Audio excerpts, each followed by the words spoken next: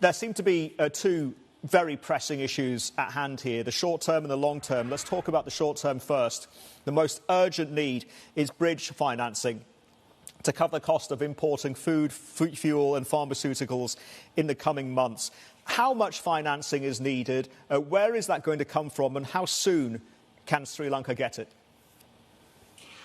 Well, there are at least two ways in which Sri Lanka can get some kind of financing to make it through the next 3 or 4 months.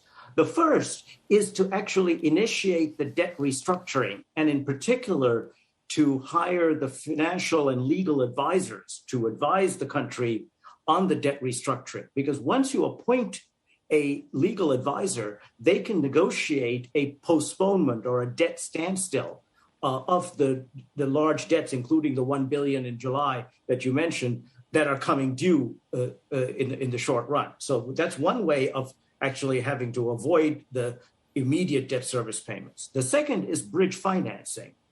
And we've had some discussions with certain friendly countries, countries that are friendly to Sri Lanka, who had been interested in providing that bridge financing, provided Sri Lanka would approach the IMF and begin discussions for an IMF program.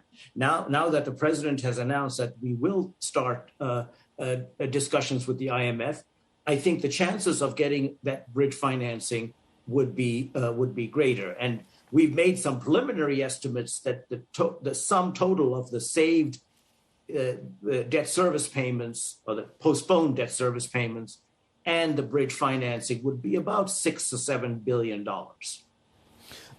What conditionality, Shanta, does the IMF restructuring program come with? Because as I understand it, the government seems to be resisting it on the grounds that it's interfering on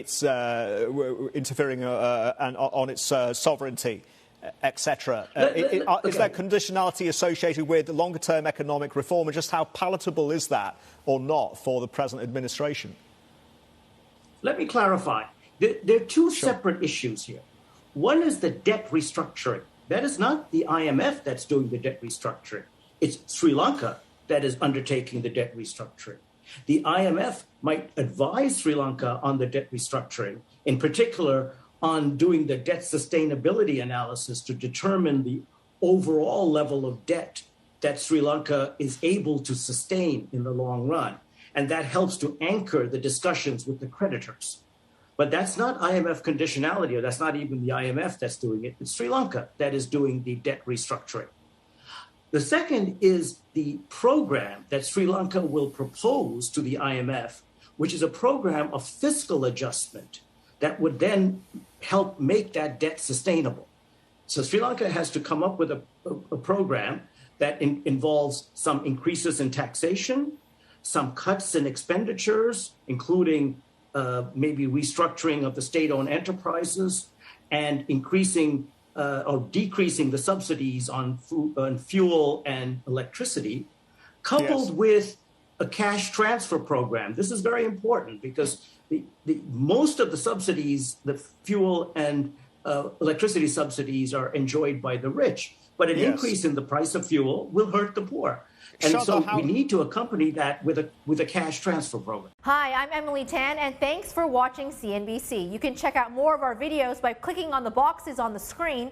And don't forget to subscribe to the channel for more. Thanks for watching.